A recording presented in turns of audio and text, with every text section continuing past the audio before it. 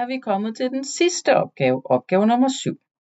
Vi går lige først ind og skriver 7, og det er stadigvæk, jeg kan ikke huske, hvad overskriften er, fyrtårnet.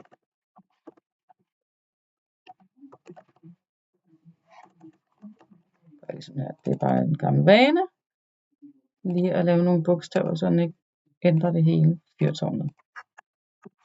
Opgave A. Så lad os se, hvad opgave A siger. Opgave A. Inde i fyrtårnet, det er ikke opgave A endnu, men den der er lige noget beskrivelse. Inde i fyrtårnet snor der sig en trappe op til toppen af de 35 meter høje top. Trappen har 144 trin. Hvis vi antager, at trappen går hele vejen op til toppen, hvor højt er hvert trin så gennemsnitligt? Og nu forklarer jeg bare, fordi I kan se, nu jeg ved ikke, om I kunne se, der kom noget strømspare, men jeg synes også, at der er også noget i lige, det her, det kan I godt lave selv, uden jeg viser for meget udregning. Hvis vi antager, at trappen går hele vejen op til toppen, der er 35 meter. Hvor højt er hvert trin på trappen så gennemsnitligt? Så der er 35 meter op, og der er 144 trin. Så vi skal jo finde ud af, hvor mange gange, eller hvis de 144 trin skal ligge på de 35 meter, hvor høje vil de så være? Og det kan så være, at man siger 35 divideret med 144. Hvis man siger 35 meter, så skal man huske benævnelsen af meter, men man kan også vælge at lave de 35 meter om til centimeter, sådan så man får trappehøjden i centimeter.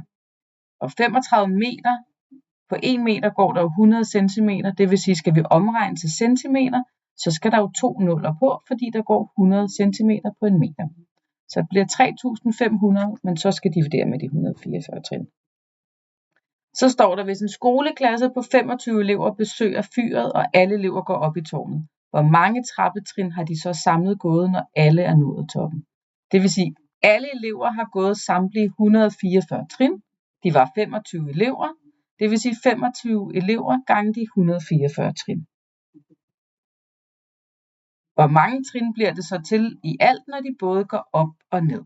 Det vil sige, det er 25 elever, der går 144 trin op.